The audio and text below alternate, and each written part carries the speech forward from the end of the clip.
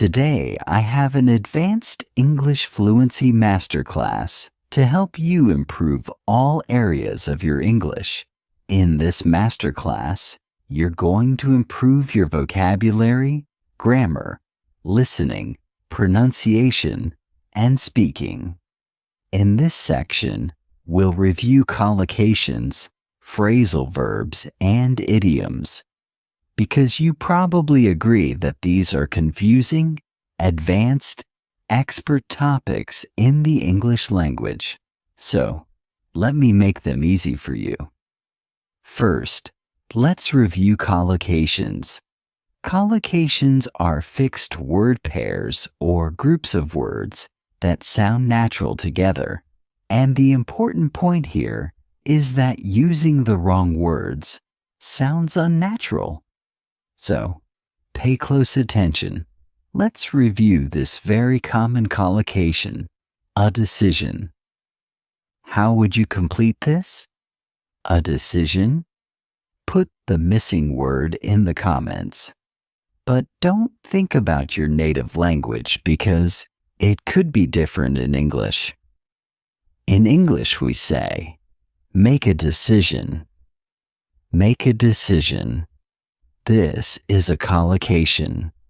It's a group of words that sounds natural together, and it doesn't sound natural to say, take a decision or do a decision, even though that might be the word choice that's natural in your native language. Remember, you need to still identify the verb and conjugate it with the subject and time reference to use the collocation correctly. So, the verb is make. I made the decision to learn English with Jennifer. Did you make that decision? If you did, then put that's right in the comments. So, notice here, your verb is make, but then we conjugate that in the past simple, made. And then make a decision is the collocation. But you can change all, which means any decision, to the which is a specific decision because it's the decision you made to learn English with me. So, thank you very much for making that decision. Now, don't worry about taking notes because I summarize everything in a free lesson, PDF. You can find the link in the description. How about this collocation? A break. How do you complete it? Put the word choice in the comments. You take a break, which may be different from how you would say it in your native language. Now you don't do a promise in English. Do you know what word you need instead? Do a promise sounds unnatural in English because in English first, you make a promise. Make is your verb. And then you either keep the promise or you break the promise. If you keep it, you fulfill that promise. If you break it, you don't fulfill it. So remember with collocations, different pairs or groups are used in other languages. Collocations don't follow set rules or patterns. So, they really require memorization. Start with memorizing these, and then as you see more in your daily life, make sure you take a note of them. Remember them. Let's move on to phrasal verbs, another very confusing advanced topic. So, what is a phrasal verb? It's a verb plus participle. And the participle can be a preposition or adverb. Now, it's important to know that the meaning of the main verb changes when it's used as a phrasal verb. And one phrasal verb has many different meanings depending on context, which is why they are advanced, confusing, and expert level. Now, another thing to remember, though, is that native speakers love using phrasal verbs, so they are very important for students to understand. Let's take the phrasal verb take off. So the main verb is take and the preposition is off. And these two words together have a specific meaning. But there are many different meanings of the phrasal verb take off. For example, I always take off my jewelry before bed. You know what this means, right? I always remove my jewelry. I always take it off. But I could ask you, what time does your plane take off? So, here you probably know this one. What time does your plane depart from the ground? What if I said my idea took off? What does that mean? I removed my idea. My idea left the ground. Well, you could think of it like that because it means my idea became successful. And on a chart, success often looks like this, just like a plane. So perhaps that can help you remember this meaning. How about this one? I'm late. I should take off. I should leave. I should leave. Or how about this one? The store took off 50% because of the scratch. So in this context, take off means reduce or subtract from the amount. So it's very important to understand the context that the phrasal verb is being used in, because that will tell you the meaning. And at the advanced expert level, you also need to understand the sentence structure of each phrasal verb type. For example, you would say, my idea took off. Now, if you wanted to use a pronoun to replace the subject, my idea, you would say, it took off because my idea is singular, and it replaces the singular. But if I say, I take off my jewelry and you wanted to use it, you would say, I take it off because jewelry is an uncountable noun. It's conjugated as third person singular, even though I have more than one piece of jewelry. Now remember, these are advanced concepts. You may need to watch this lesson many times. Review the lesson notes in the free PDF many times. That is absolutely what you should do. Are you enjoying this lesson? If you are, then I want to tell you about the Finally Fluent Academy.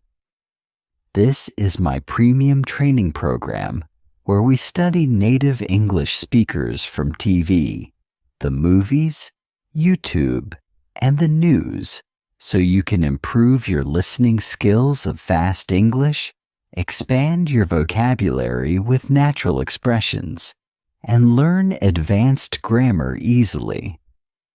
Plus, you'll have me as your personal coach. You can look in description for the link to learn more. Or you can go to my website and click on Finally Fluent Academy. Now let's continue with our lesson. Now that you're familiar with phrasal verbs, let's learn 10 common phrasal verbs you can use in your speech every day. And at the end, there'll be a quiz to make sure you really know these phrasal verbs. Number 1 to aim at, and you aim at a target. And when you aim at a target, this means to intend to achieve that target. So you just try to achieve that target. For example, they're aiming at reducing their costs by 10%. So what's the target in this sentence? Reducing their costs by 10%. That entire clause is the target. Now notice we have a gerund verb. So you can absolutely have a gerund verb. You can aim at doing something, so a gerund verb. You can also use a noun. For example, his slingshot was aimed at his neighbor's garage. So the target in this example is the neighbor's garage, and his slingshot was aimed at because that's the target he's attempting to achieve. Number 2, this is a great one to shrug off. When you shrug something off, you disregard it. You don't consider it important. So I could say his insult and insult is something negative you say to another person. His insult was aimed at me to use our first phrasal verb. His insult was aimed at me, but I shrugged it off. I said, "Nah, I don't care. I'm not going to let it bother me. I'm not going to let it hurt me. It's not important. I'm going to disregard it. I'm going to shrug it off." Now notice what I'm doing with my shoulders, because this is the verb shrug. You can shrug your shoulders, and we generally do that when we want to say, meh, whatever. We tend to shrug our shoulders. So that's where this expression comes from. Number 3, to egg on. That's right, to egg on. This is a fun one. When you egg someone on, you encourage them to do something, but that something isn't in their best interest. For example, let's say a student is arguing with their teacher. Now that probably isn't in the student's best interest to argue with the teacher. But if the other students are saying, "Yeah, keep going. You're doing great," they're egging him on. They're egging that student on. They're encouraging that student to keep arguing, even though arguing isn't in his best interest. Or let's say you're considering doing something a little risky, like jumping off a high cliff, when you don't know what's beneath you. And maybe you're not really serious about it. But the crowd eggs you on, "Oh, do it. You can do it. You should do it." They're encouraging you, even though it can have a really negative outcome. The crowd egged him on to jump off the cliff. Now, most likely, you won't use this in your everyday vocabulary, but you'll commonly hear this on TV, in movies, or when you're reading. So I wanted to share it with you so you're not confused when you see this egg on and you have no idea what they're talking about. Now you do. Number 4, to turn down. When you turn something down, it means you reject that something, and we use this in the context of an offer or an invitation. For example, they offered her the job, but she turned it down. She said no to the job. So of course you can say she rejected, but it's more common to say she turned it down. So you can turn down something like a job offer. You can also turn down an invitation from someone else, a social invitation, or a romantic invitation. For example, I asked Marissa out, but she turned me down. When you ask someone out, it means you invite them to dinner or a coffee for romantic purposes. I asked Marissa out, but she turned me down. She rejected my offer. Number 5, to zoom in, or the opposite, to zoom out. If there are any photographers here, you already know what this means, because when you zoom in, the object becomes closer, and when you zoom out, the object becomes farther away. And I'm sharing this with you because everyone is meeting on video conference. Now, when you're having a video conference, you have a camera that's focusing on you and is really important. You have the correct zoom. You don't want to be too close. If you're too close to the camera, you need to zoom out. If you're too far, you need to zoom in. So you might ask a colleague, "Hey, I can't see you very well. Can you zoom in?" Or a colleague might tell you, "Your picture's all blurry. You need to zoom out." So now you know what that means for your next video call. Number 6, to wiggle out of this is a great one. When you wiggle out of something, you avoid a situation, a task, a chore, a responsibility that you don't really want to do. And you avoid it in a cunning way. So let's say that tomorrow you're supposed to clean out the garage, and you don't really want to, but your wife or your husband, your sister, your brother, whoever wants you to clean out the garage. Now tomorrow when you're supposed to clean out that garage, maybe you get an urgent phone call just at the right moment, and you have to go to work and finish something. But you planned that phone call. You planned that phone call to take place right as you needed to clean the garage. So you did that in a cunning way. So you try to wiggle out of cleaning the garage. So basically, when you're asked to do something, and then you try to avoid it by creating a scenario where you have another responsibility, or maybe a friend asked you to move, but you tell them, "Oh, you have a back injury." So you hurt your back, and now you can't help them move. So you try to wiggle out of it. Number 7, to hold up. This is a must-know phrasal verb because we use it when you're delayed, and you're delayed specifically while you're traveling.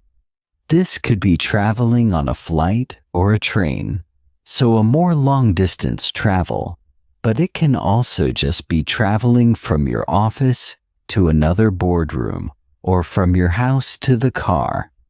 So it can be a very short distance travel or a longer travel as well. For example, my kids always hold me up when I'm trying to leave. So you're trying to leave the house, and your kids, Mom, I need this. Help me find that. Do this for me." And they delay you. They delay you when you're trying to leave. You're trying to travel. My kids always hold me up. Now we commonly use this in the passive form. So you might have an appointment that you're trying to get to, and you're late. And when you get to that appointment, and you can say, "Sorry, I'm late. I was held up to be held up. I was held up by my kids. Oh, I was held up." Number 8, to hit it off. This is a great one. When you hit it off, it means you have a very positive relationship with someone right from the first time you meet them. So let's say you have a new coworker, and the first conversation you have, you realize you have a lot in common. You really like the person. They're nice. They're funny. They like you. The conversation's going really well. You can say, "Wow, we really hit it off." Hit it off. That it is just our relationship. We hit our relationship off, but we always use it. We really hit it off. Now notice how I also said we almost always use this expression with the subject. We, my coworker and I, or we, my coworker and I, hit it off. I would not say I hit it off with my coworker. That sounds unnatural. We say we hit it off. Number 9, to get through. When you get through something, it simply means you finish it. But that something is usually a chore or an unpleasant task. Something that isn't enjoyable. For example, I have 10 reports I need to get through by the end of the day. I have 10 reports I need to finish by the end of the day. But when I use the phrasal verb, get through, it implies there's going to be some effort, some struggle. I don't really enjoy the task. Number 10, to freshen up. When you freshen up, you quickly improve your appearance. So before you go into a meeting or to a social event, you can freshen up. You can go into the bathroom and you can brush your hair. You can put on fresh lipstick. You can check your makeup. Now, if you're a guy, maybe you put on deodorant or cologne, things like that. So you quickly improve your appearance, you freshen up. So, let's say you're going out for a nice dinner, you might say, "Oh, just give me 5 minutes to freshen up." So now you have 10 new phrasal verbs added to your vocabulary. Are you ready for your quiz? Here are the questions. Hit pause, take as much time as you need, and when you're ready, hit play to see the answers. So how did you do with that quiz? Let's find out. Here are your answers. So hit pause. Take as much time as you need to review the answers. Now let's move on to idioms. An idiom is a group of words in a fixed order that has a meaning that is different from the meaning of each individual word. You know what the verb to break means, right? It means to shatter or damage something. And you know what ice is, right? It's frozen water, of course. But what about the idiom to break the ice? Remember, the group of words has a meaning that is different from the individual words. So to break the ice as an idiom means to make people who have not met before feel more relaxed with each other. This is very common in the workplace. For example, we played a silly word game at the beginning of the meeting to break the ice for everyone to get to know each other, interact with each other before the meeting starts.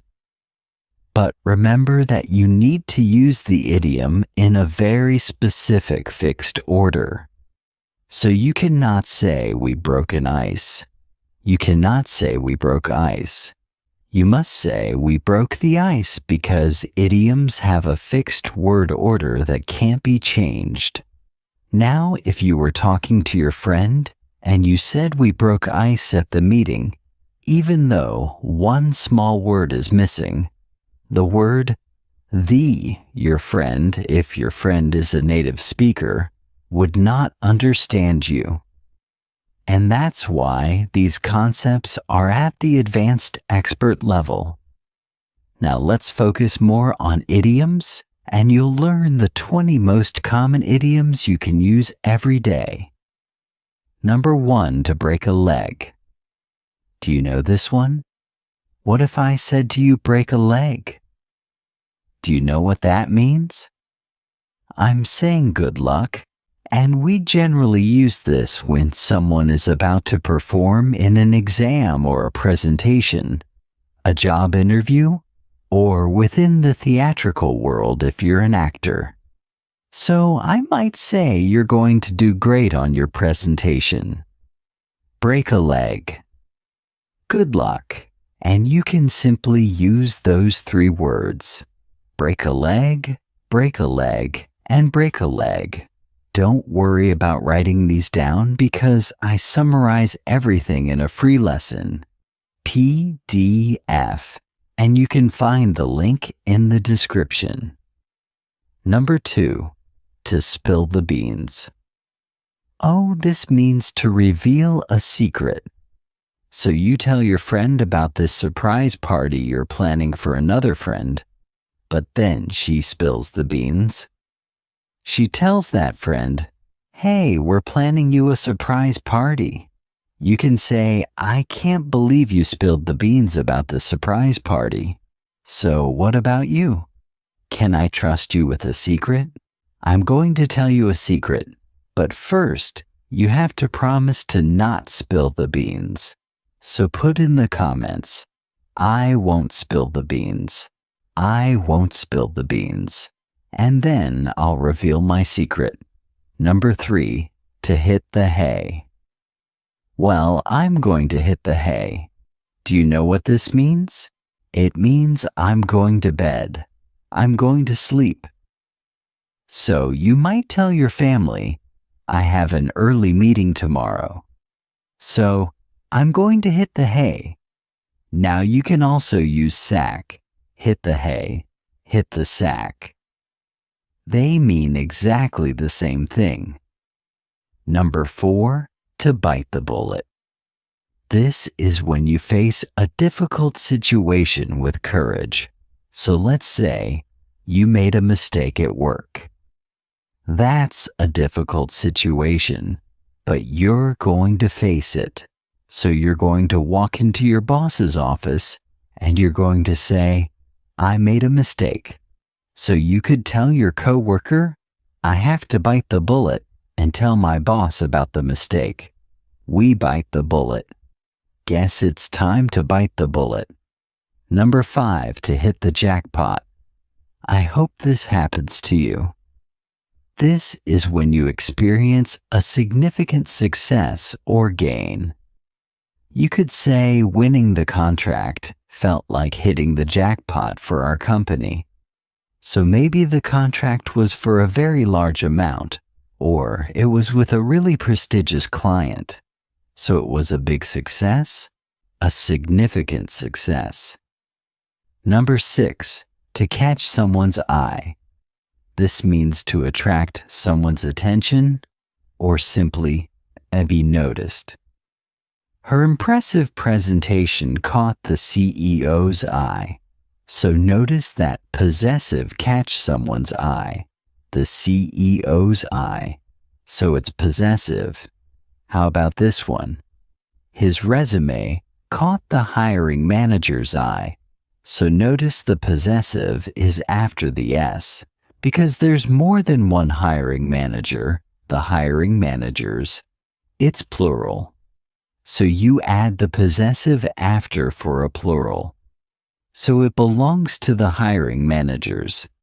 But notice I is always singular. We don't add the S to I pick whatever catches your eye. Are you enjoying this lesson? If you are, then I want to tell you about the Finally Fluent Academy.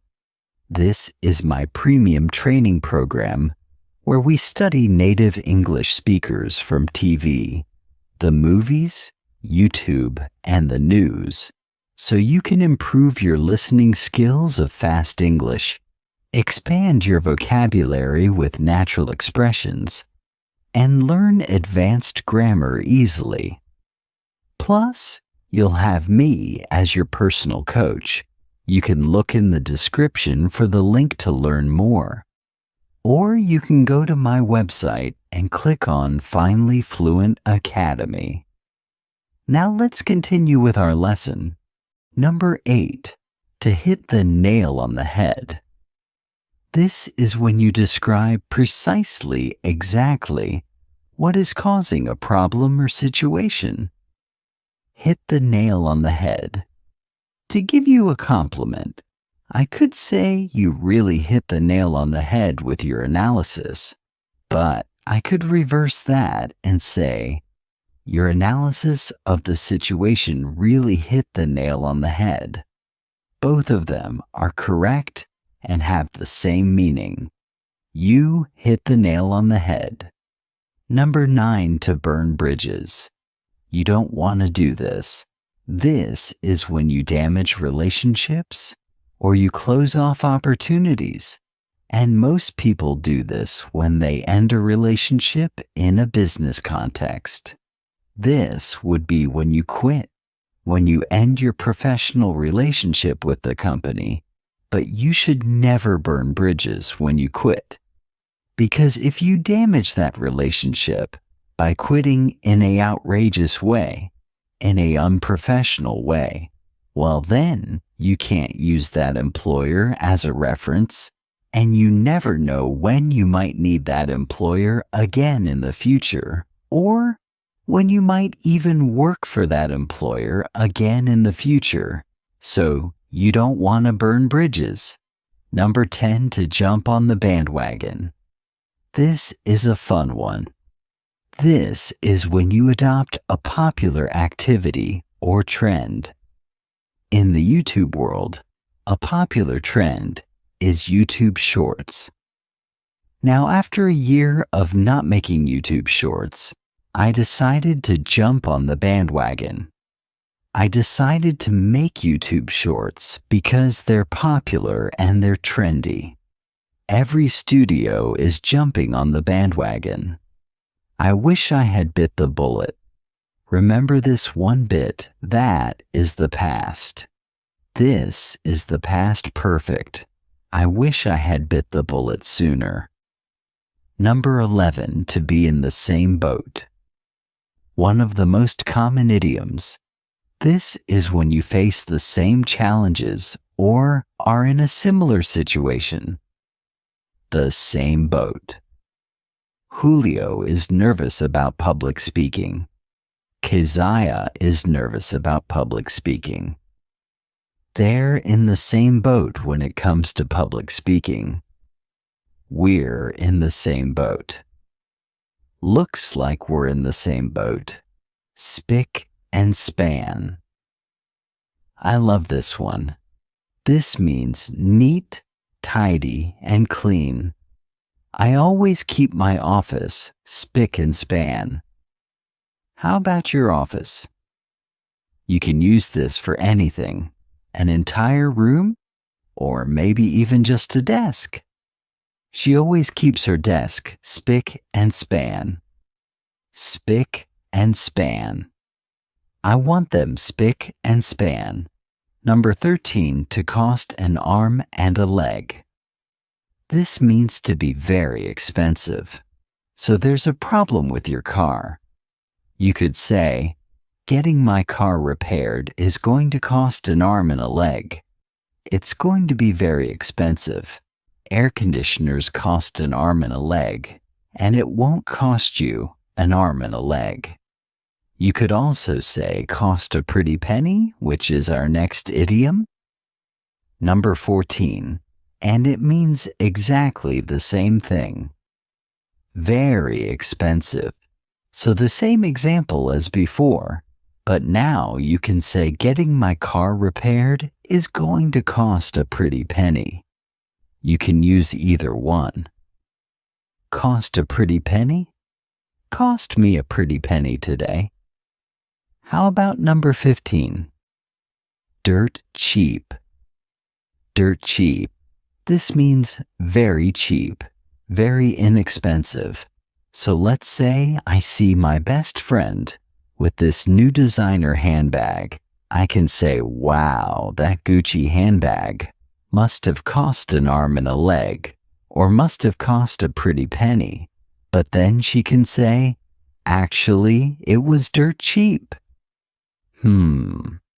So I could say really how, and that's our next idiom. Number 16, a knockoff. Do you know what a knockoff is? This is a copy or imitation of a product. So my friend does not have a real Gucci handbag. It's a knockoff. So when you buy a Rolex, make sure it's not a knockoff. It's just a cheap knockoff. Number 17, to hit the road. I love this one. I use it a lot. This is when you begin a journey or simply leave a place. So to begin a journey, you can say, I'm packed. Let's hit the road. Let's begin our journey. Or you could say, it's getting late. Let's hit the road. Yes, hit the road. Let's hit the road. Number 18, to break a sweat. This is when you exert physical effort. So at the gym, if you run really fast, you're going to break a sweat, which means you begin sweating to break a sweat. But it could also be when you work really hard, you could break a sweat. But we also use in the negative. Oh, this lesson was too easy, Jennifer. I didn't even break a sweat. Well, I'll have to make the next one harder for you. Number 19, to be under the weather. A must-know idiom.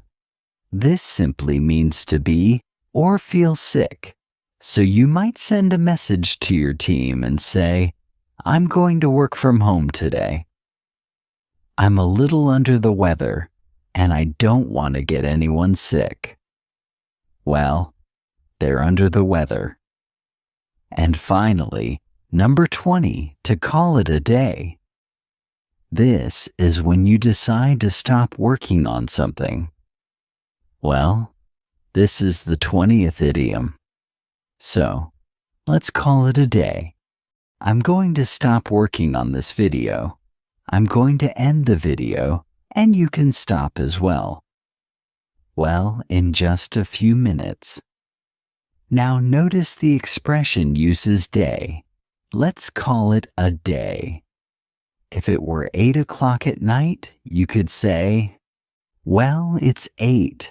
So let's call it a day, or let's call it a night. So at night you can choose to use night, but you can also still use day. So you can just use day for all situations. Call it a day. We're going to call it a day.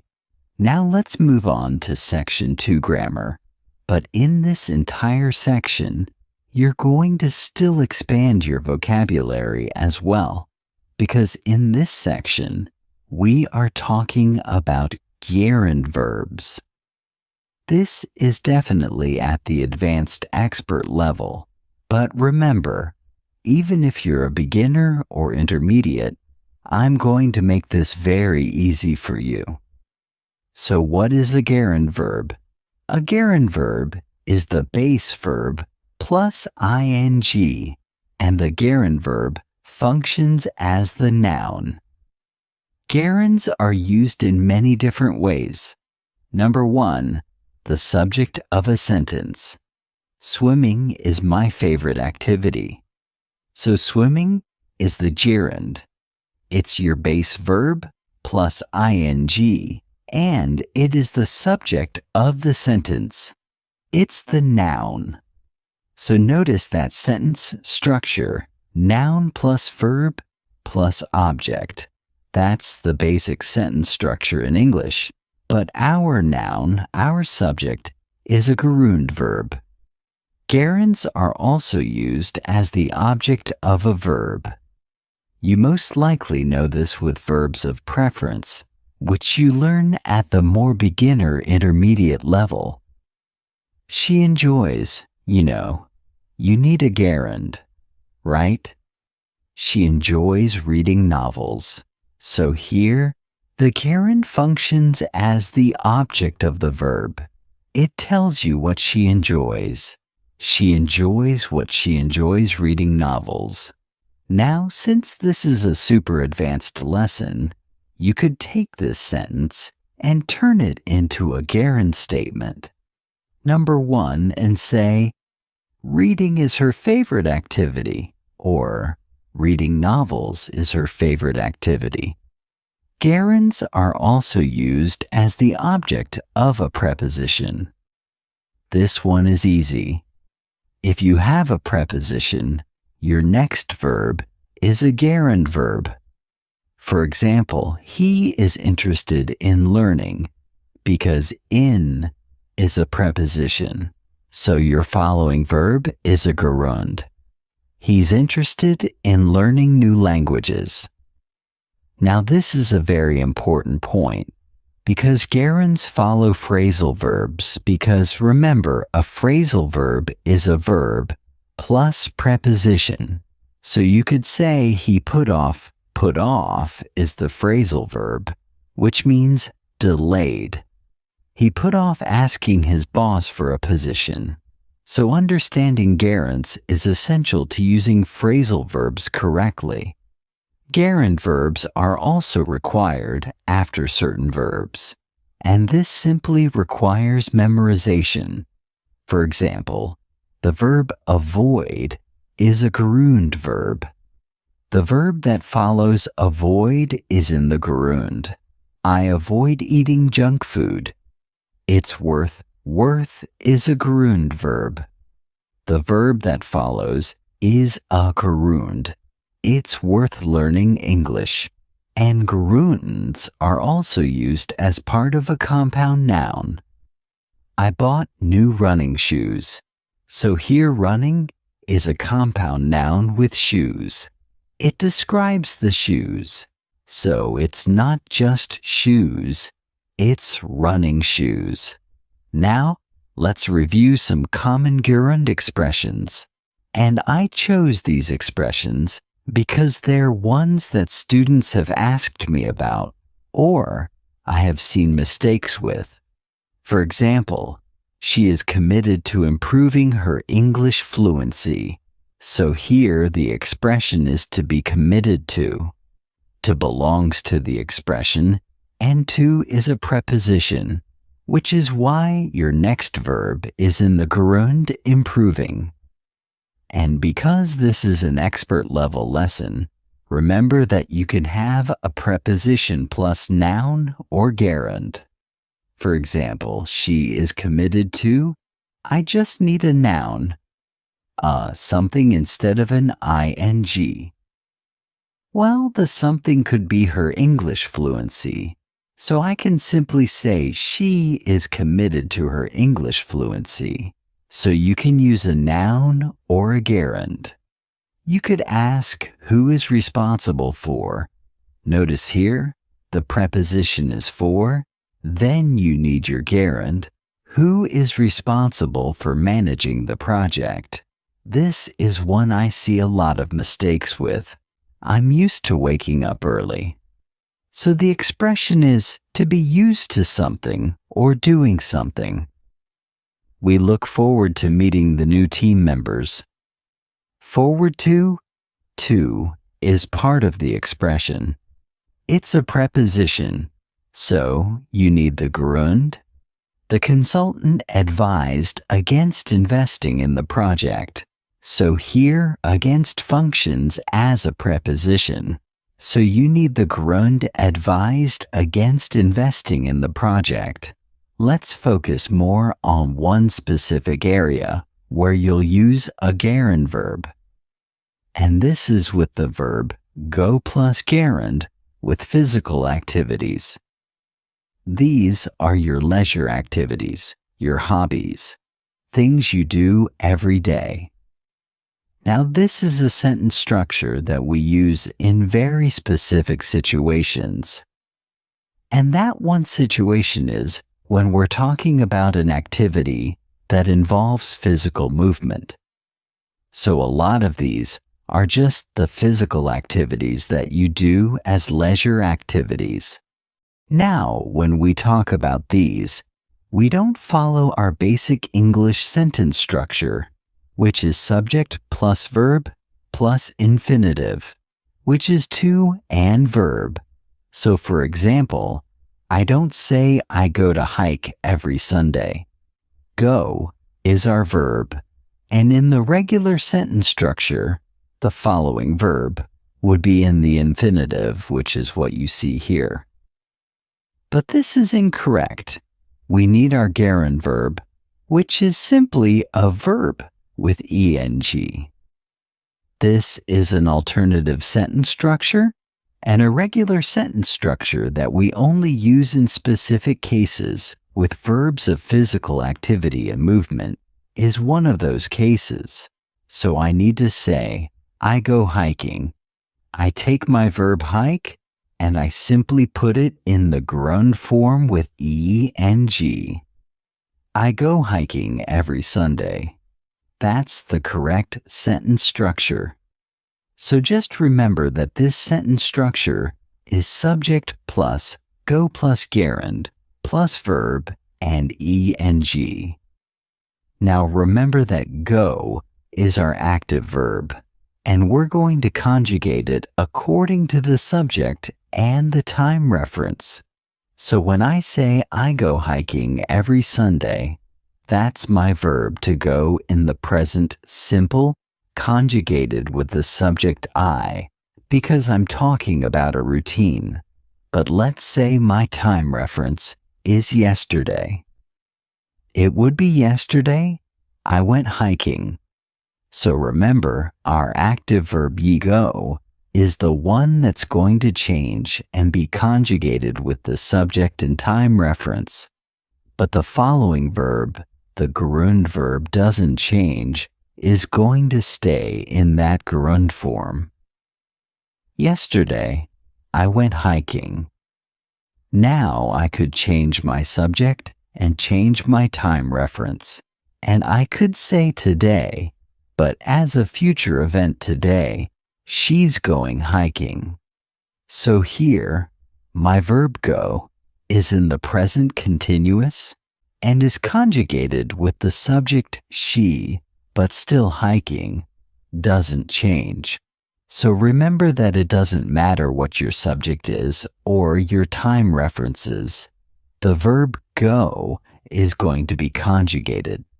But the verb in gerund form, your physical activity, is not going to change. Now, you're probably wondering what activities can I use this structure with? So I'm going to give you a list of the most common. This isn't an exhaustive list. There may be others not on this list. So if you can think of one that isn't on this list, put it in the comments. So let's review this list together. Running, jogging, hiking, camping, canoeing, kayaking, diving, boating, shopping, snowboarding, skiing, climbing, fishing, surfing, horseback riding. There, the verb is riding horseback, just describes what type of riding, but our verb is riding horseback riding and dancing. Again, there may be other verbs of movement and physical activity that aren't on this list. If you can think of any, please put them in the comments below. Now, before you go, let's look at one advanced change to this sentence structure. Okay, let's look at this sentence. I could say I enjoy going hiking. What's going on here? Now you see two gerunds. The verb go is in the gerund form, verb ing, and then hiking, our activity, is in the gerund form. So always remember that the verb go needs to be conjugated according to the sentence structure. Okay, so here I have I enjoy. Now enjoy is a verb, but not just any verb. It's a gerund verb, which means the verb that comes next. In this case, go. That's the verb that comes next. It needs to be conjugated in the gerund form. So when you look at this sentence, we have two gerunds. Go is in the gerund form because it follows the verb enjoy, which is a gerund verb. Hiking is in the gerund form because it follows the verb go. And in the context of go plus physical activity, that verb of physical activity is in the gerund form. So as you become more advanced with English, you'll need to identify what's going on in a sentence. If this example is too advanced for you, that's okay. You can just focus on the information I said before and just forget about this one. But if you are at that level where you're nodding your head and you understand me, that's awesome. It shows you have an advanced understanding of English grammar and sentence structure. And if you're not there yet, don't worry. You will be one day. let's move on to Section 3, and you'll improve both your listening and pronunciation. Now, in this section, you're going to practice listening to fast-speaking natives because you need to get comfortable with fast English to truly understand natives in the real world. The best way to do that is by listening to fast English. So you'll listen to a short TV clip and you'll hear it 3 times. And I want you to write down what you hear in the comments. Now, as a hint, there are 9 words. 9 words. I'll play it 3 times. What do you want me to do about it? What do you want me to do about it? What do you want me to do about it? So, did you hear what he said? How many words did you hear? He said, "What do you want me to do about it?" Of course, he didn't say it like that because he connected his speech, but that's what he said. So let's listen one more time. What do you want to do about it? Understanding natives and improving your listening comprehension overall will become easier once you understand connected speech. This is where sounds are naturally combined in spoken English. This applies to spoken English only. Now, native speakers don't always use connected speech, so let's listen to the exact same sentence, the exact same 9 words, but you might find this clip easier because the speaker doesn't connect her words. Let's listen now. What do you want me to do about it? So remember, using connected speech is not a requirement. It's not a rule. It's simply something that naturally takes place frequently in spoken English. So let's listen to the connected speech clip again. What do you want me to do about it? Remember he said, "What do you want me to do about it?" So connected speech, we can take words. What do you, and we can combine the sounds together to produce one new word. What do you now want me here? All we're doing is we're not pushing out that T sound.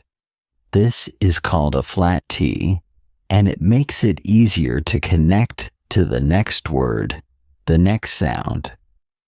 Want me, want me, want me. So instead of saying want me, just want me. Now, instead of saying to do, you can say to, so a very unstressed to, but connect it to your next sound, to do. And then about it here, this is called linking, where we link these 2 sounds together. So about it, I'll actually use a soft D sound, and you'll hear that sound on both sides of the word. And I'll say it as one about it. And that's how these 9 words can sound like, what do you want me to do about it? Now you also have to understand the meaning of this in order to truly improve your listening comprehension. What do you want me to do? This is asking, what actions do you want me to take? And remember, I said, you need to pay attention in your daily life and learn collocations, phrasal verbs, idioms as you are exposed to them. So here, remember you take an action now about it here. It represents the situation. I don't know what the situation is because we only have these 9 words, but it would represent some sort of situation. Now you should also be thinking about what we previously learned in this lesson. We have about, which is a preposition. So technically, you could use a verb in this, but you would need to use the gerund verb. I could say, "What do you want me to do about losing the client?" What action do you want me to take about losing the client? Are you feeling like an English language expert? Let's move on to our final section, Section 4, Speaking. One of the best ways to improve your speaking confidence is through shadowing. This is when you repeat what you hear, but you repeat it out loud, which means you say the words and the words are audible. Someone can hear your words. You're not saying it in your head. You're saying it out loud, and while you're shadowing, you want to imitate, which means copy. You want to imitate the sounds, the pronunciation, but also the rhythm and the intonation, so you sound just like whatever you're shadowing. So let's practice this together. I'm going to say a sentence, and I will leave enough time for you to say it out loud, and I want you to copy the sounds, the rhythm, and the intonation. You will recognize these sentences because they are points we previously discussed in the lesson. Our first sentence, I'll say it 3 times. Did she keep her promise? Did she keep her promise? Did she keep her promise? We took off around 10. We took off around 10. We took off around 10. How did you break the ice? How did you break the ice? Ice. How did you break the ice? Going hiking is so fun. Going hiking is so fun. Going hiking is so fun. What do you want me to do about it? What do you want me to do about it? What do you want me to do about it? Let's keep doing more listening exercises because at the same time, you'll improve your pronunciation and you'll also shadow me so you improve your speaking. Here's how this lesson will work. I'm going to say a sentence 3 times at a natural fast pace, and you need to write down exactly what you hear in the comments. And the examples are going to go from beginner A1 to more advanced C2. So let's see if you can complete this whole lesson. Our first listening exercise, I'll say it 3 times. Thanks for your help. You rock. Thanks for your help. You rock. Thanks for your help. You rock. Did you get this one? I said. Thanks for your help. You rock. Very easy, right? At a natural pace, native speakers, we reduce sound. So for becomes for. Thanks for. Your becomes your. Thanks for your. Thanks for your help. Your help. Thanks for your help. Now let's review a common mistake that I hear beginner students make, and sometimes even advanced students. You can say thank you or thanks. You cannot say thanks you or thank. And notice in our example, we have thanks for your help. Thanks for your help. What is your help? This is a noun, so we have thanks for plus noun. You can also use thanks for plus gerund, because for is a preposition. So what would thanks for your help be in the gerund form? Do you know? Thanks for helping me. Thanks for your help. Thanks for helping me. And you rock. This is a very natural way to say you're great. You're awesome. I use this in the comment section to reply to your lovely comments all the time. But don't say you are rock. It is not to be rock. It is to rock. You rock. You rock. You're awesome. You're really great. You rock. Put that in the comments. You rock. You rock. Thanks for your help. Thanks for helping me. Thanks, Billy. You rock. You rock. Thanks, honey. Let's try this again. A little more difficult. I'll say it 3 times. She's starting to rub off on you. She's starting to rub off on you. She's starting to rub off on you. Did you get this one? I said she's starting to rub off on you. She's is our contraction. She is. She's starting to. So instead of to, you can use an unstressed to. She's starting to rub off because rub off is a verb. They go together. I can take that B sound and connect it to the next word, but I have to combine them together. I have to see them as one word. Rub off, rub off, rub off. I can also take that on and add it together. So I'm saying those 3 words as one rub off on. So here I'm taking the F from off and I'm adding it on. Fawn, rub off on, rub off on, rub off on you. What does this mean to rub off on someone? Is when someone's behavior or personality affects someone else. Let's take Janice, and let's say Janice loves helping other people. Now let's say Fernando spends a week working with Janice, and now Fernando starts helping other people. You could say, Janice rubbed off on Fernando. Here we have it in the past. Simple rubbed, rubbed, rubbed off on Janice, rubbed on Fernando. Now you could also take the specific personality trait or characteristic, in this case, Janice's helpfulness, which is a noun, Janice's helpfulness, because the helpfulness belongs to Janice. So it's possessive. Janice's helpfulness rubbed off on Fernando.